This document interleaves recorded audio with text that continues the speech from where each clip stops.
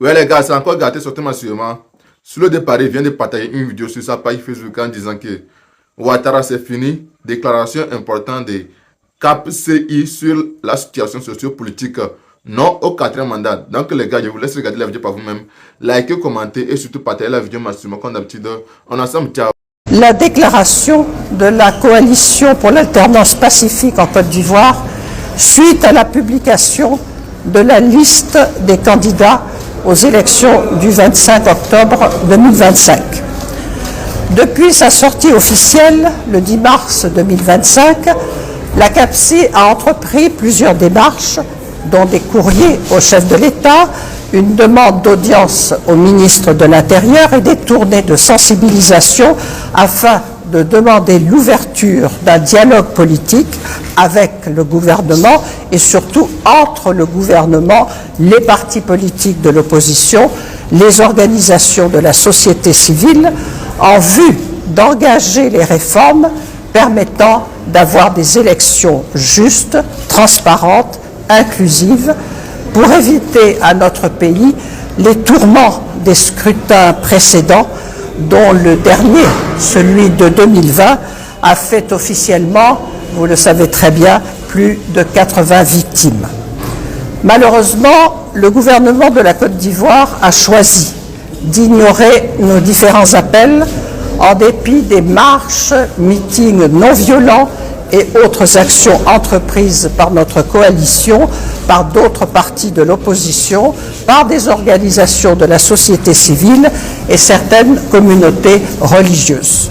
Le 8 septembre dernier, la CAPCI a suivi avec indignation la décision du Conseil constitutionnel d'exclure du processus électoral en cours des candidats majeurs de l'opposition, dont des membres de la CAPCI, je dis bien des membres de la CAPCI, à savoir le ministre Cheikh Tidiane Thiam du PDCI-RDA, le Premier ministre Afin Guessan du FPI et le président Laurent Gbagbo du PPACI, ces personnalités exclues contestant toute l'invalidation de leur candidature. De plus, le président sortant, dont le 3e mandat largement contesté en 2020, a vu son dossier validé pour une 4e candidature, ceci au mépris de notre Constitution, notamment de l'article 55, qui consacre le principe de la limitation des mandats présidentiels à deux mandats.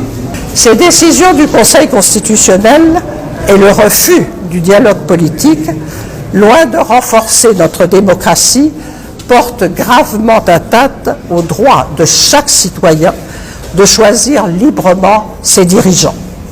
Elles soulèvent aussi un doute légitime sur la transparence du scrutin du 25 octobre prochain. Elles créent une injustice manifeste, installent un climat de frustration et de division dans notre pays, avec en prime une remise en cause de la crédibilité des institutions censées garantir les principes de l'état de droit.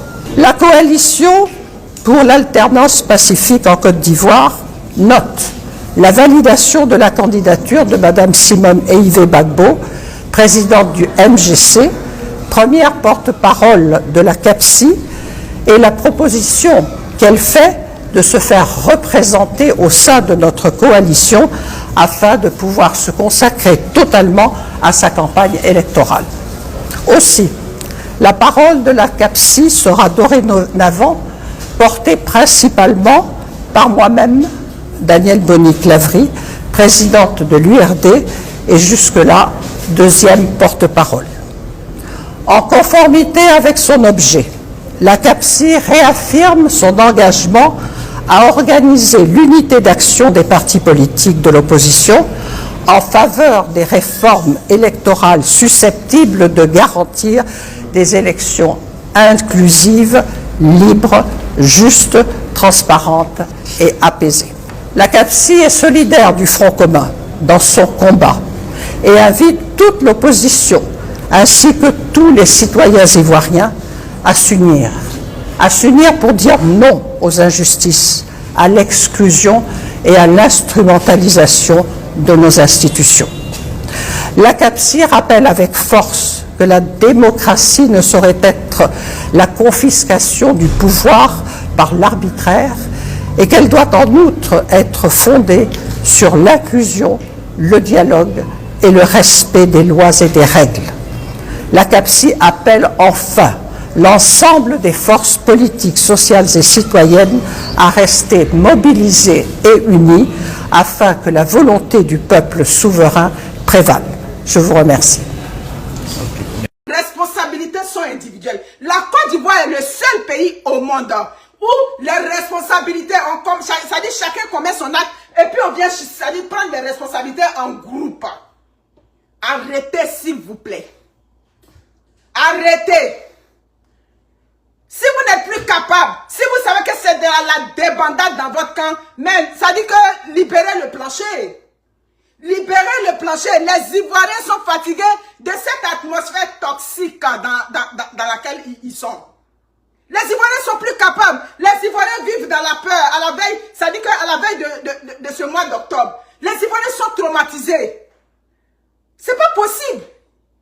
Pour un seul individu. Pour un seul individu.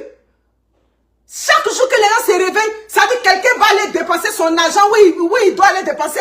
Désormais, ils vous doivent des comptes. Est-ce que la manière dont vous vous comportez, est-ce que c'est comme ça un État sérieux se comporte? Un État sérieux ne se comporte pas comme ça? Non, si on attrape la personne qui envoie l'argent, mais attends. Mais si tu convoques quelqu'un à la police, et puis tu veux même pas qu'il prenne un avocat, mais c'est qu'on a un problème. On a un sérieux problème. Tu convoques quelqu'un, tu reproches des faits à un individu et tu refuses que cet individu-là ait accès à un avocat. Mais tout criminel au monde a droit à un avocat. J'ai dit, les grands criminels de la terre qui ont commis les plus grands crimes de l'histoire de l'Afrique ont eu droit à un avocat. Donc, empêcher les gens d'aller soutenir Johnny Pacheco, mais ça veut dire que vous êtes déjà en train de faire, c'est-à-dire une entorse même aux droits primaires de tout être humain. C'est clair. Donc la question que je repose, papa, le procureur, les menaces chaque jour, les sorties, les points de presse s'adressent à qui au juste? Je viens savoir. Ça s'adresse à qui? C'est ça, on veut savoir. Ça s'adresse à qui? Ça s'adresse à ceux qui sont à Abidjan. Ça s'adresse à tout le monde. À qui est-ce que ça s'adresse? C'est ce qu'on veut savoir. À qui? Ce sont les pages de qui? De tous les super activistes qui parlent politique, de tous ceux qui n'apprécient pas, ça dit votre façon de faire. Je veux savoir à qui est-ce que ça s'adresse. Même si ça s'adresse à ceux qui sont à Abidjan, même si ça s'adresse aux Ivoiriens, ça veut dire qu'il y a un problème. Ça veut dire que vous êtes en train de traumatiser. Ça veut dire que psychologiquement, les Ivoiriens là-bas, il faut que vous arrêtiez, s'il vous plaît. Partagez le direct, je m'en viens. Je vais faire un coup de paix. C'est pas possible.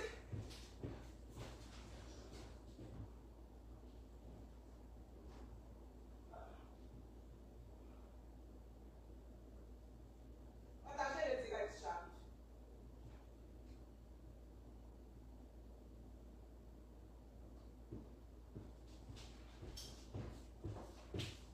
Excusez-moi. C'est ça. Il faut qu'on sache. À qui est-ce que s'adressent vos messages? Toute la vie en Côte d'Ivoire tourne autour de Johnny Pacheco. Je veux savoir, toute la vie en Côte d'Ivoire tourne autour de Johnny Pacheco. Mais la Côte d'Ivoire, c'est pas que... Ça dit Johnny Pacheco, c'est pas que la Côte d'Ivoire. La Côte d'Ivoire, c'est pas que Johnny Pacheco. La Côte d'Ivoire a besoin de rouler. Ça dit en dehors de ce procès-là doit être, ça dit quelque chose d'isolé. En temps normal, c'est Johnny Pacheco seul qui devait sortir, lui pour faire ses vidéos, et puis vous allez le regarder. Parce que vous avez vos preuves. Mais on assiste au contraire. L'individu auquel vous avez logé la plainte, lui, il est calme dans son coin. Il fait ce qu'il a fait. Et c'est vous, matin, midi, soir, qui venez prendre des commentaires, c'est-à-dire des communiqués dans lesquels vous menacez les Ivoiriens. Vous menacez votre propre peuple. Ce peuple qui avait mis la confiance en vous, vous menacez chaque jour le peuple de Côte d'Ivoire. Donc le fait de prendre ces communiqués, le fait de dire aux Ivoiriens de ne pas envoyer l'argent à Johnny Pacheco, le fait de, c'est-à-dire de dicter la conduite aux Ivoiriens, de bloquer les pages, ou bien, c'est-à-dire de censurer les responsables des pages. C'est pour ça que je pose la question. Les pages de qui? De qui et de quoi? Vous allez, c'est-à-dire vous allez empêcher tous ceux qui s'expriment contre vous? Mais c'est qu'on a un problème. On a un problème, mais vous ne pouvez pas empêcher. La preuve, quand vous posez vos fameux communiqués, vous voyez le commentaire des Ivoiriens, ceux qui commentent là, généralement, ils sont à Abidjan. Ils vous ont dit, si c'est affaire de commentaires sur les réseaux sociaux, vous allez agrandir la Maca. Vous allez encore construire une autre grande prison à Abidjan. Parce que vous allez mettre la majorité des Ivoiriens en prison. C'est clair. Vous allez devoir mettre la majorité. Si parce que je commente, ça dit que j'ai un commentaire qui ne va pas, ça dit dans ton sens, et qu'on me prend puis on me jette en prison, ça dit que vous allez agrandir les murs de la Maca. Parce que, ça dit, c'est là. Mais écoute, on est en train de, ça dit, brimer, ça dit, les Ivoiriens dans leur droit même primaire. Ça dit, le premier droit de l'être humain, ça dit la liberté d'expression. Mais ces gens de commentaires, vous ne donnez pas ces gens de messages aux gens qui sont dans votre camp. C'est ce que je ne comprends pas. Les gens qui sont dans votre camp aussi font des commentaires désobligeants à l'égard de l'opposition en Côte d'Ivoire. Les gens qui sont dans votre camp insultent aussi des gens qui sont dans l'opposition. Et des gens qui sont dans l'opposition, quand ils vont porter leur plainte reste sans suite. C'est ça. Des gens qui sont dans l'opposition. Par exemple, je prends un gars comme Steve Beko. Il a logé une plainte contre Makosso. Jusqu'aujourd'hui, la plainte n'a pas eu d'écho. Donc, voyez-vous, voilà ce qu'on vous reproche. Une justice deux poids, deux mesures. C'est ce qu'on vous reproche. Donc, c'est pour ça que vous allez mettre tous les gens en prison, mais il va falloir mettre tous les Ivoiriens en prison. Vous comprenez? Il va falloir mettre tous les Ivoiriens en prison parce que vous êtes en train de faire une entrave à la liberté d'expression des Ivoiriens. Vous ne pouvez pas empêcher les Ivoiriens de s'exprimer. Vous ne pouvez pas empêcher, sachez que les réseaux sociaux là, c'est le canal par lequel les Ivoiriens passent pour exprimer leur mal-être. C'est ça. C'est ce que vous devez comprendre. Vous devez comprendre mais pourquoi les Ivoiriens sont tant accrochés aux réseaux sociaux. Pourquoi les Ivoiriens sont tant... C'est les réseaux sociaux, si vous voulez, c'est un peu, ça dit comme on dit, une bouée d'oxygène pour eux. C'est les réseaux sociaux. Les Ivoiriens prennent les réseaux sociaux pour venir noyer leur misère. Les Ivoiriens prennent les réseaux sociaux pour noyer leur souffrance. Les Ivoiriens prennent les réseaux sociaux pour noyer, ça dit cette liberté d'expression qu'on lui enlève. Donc c'est dans les réseaux sociaux. Vous comprenez? Donc, attends-moi. Priscille, la lumière. Je veux savoir le message que tu as envoyé. Je vais mieux comprendre. Je vais mieux comprendre. Il ne faut pas être bloqué après. On dirait que j'ai mal compris. On peut mettre un test et puis tu n'as pas bien compris aussi. Donc, je vais bien m'assurer. C'est que les réseaux sociaux, c'est comme une thérapie pour les Ivoiriens. Vous comprenez? La cherté de la vie. L'accès à l'eau potable. Vous avez vu l'eau potable. Ça dit que l'accès à l'eau potable qui est une grosse problématique pour les Ivoiriens. Vous avez vu l'eau qui sort d'un robinet. Je ne sais pas si c'est à Zaguié ou bien où c'est. Mais c'est sur les réseaux sociaux que les Ivoiriens viennent exprimer tout ce qui ne va pas. Vous comprenez? Voilà, donc si vous enlevez au lieu de dire non, vous allez supprimer les commentaires, ça dit vous allez, comme on dit, traquer ceux qui font des mauvais commentaires. Mais je crois que vers la fin, c'est les téléphones que vous devez enlever aux Ivoiriens. Il va falloir retirer tous les téléphones, ça dit aux Ivoiriens. Parce que on ne comprend plus dans quoi on est. On ne sait plus dans quoi on est en Côte d'Ivoire. C'est pas possible. Bloquer la liberté d'expression. Le pouvoir de Ouattara n'est pas le seul pouvoir critiqué au monde.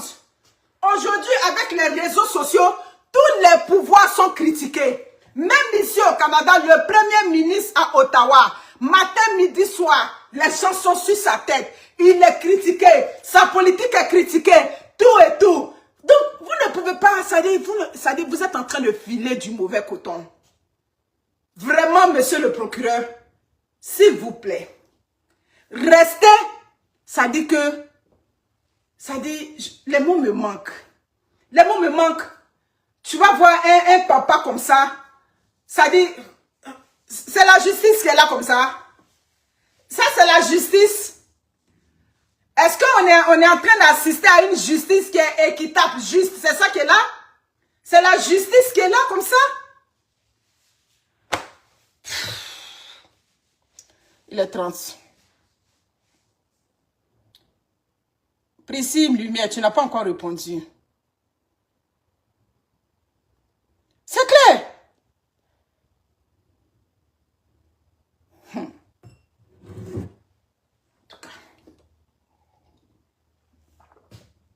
Donc, le vieux, papa le procureur, ça peut rien changer. Oui, ça peut rien changer. Voilà. Il n'y a personne qui peut être responsable. C'est pour ça que parfois, parce qu'il y a des juristes sur les réseaux sociaux. C'est pour ça que parfois, quand vous pondez vos commentaires, comment on appelle ça, vos communiqués, il y a des juristes qui vous demandent, est-ce que ce que vous êtes en train de dire, c'est le droit ou bien c'est les menaces d'un responsable de la justice? Parce que les Ivoiriens, c'est comme ça, on voit. C'est où c'est écrit dans le droit que responsable de page, il est responsable des commentaires. Responsable de page ne peut pas être responsable de commentaires. Donc ça, c'est à Abidjan que ça a marché.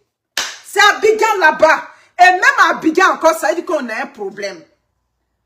J'ai dit, vous avez porté une plainte à Johnny Pacheco. Merci beaucoup. Vous avez logé une plainte à Johnny Pacheco. Mais laissez la justice suivre son cours. Laissez la justice faire son travail. C'est ça. Il vous empêche de dormir. Il perturbe vos nuits. Merci beaucoup. Merci beaucoup. Mais moi, dis donc, ça c'est une vieille robe. Merci les amis. Merci. Mais, parce que je vois beaucoup de commentaires. La robe te va, la robe te va. Merci. C'est ça. C'est ça.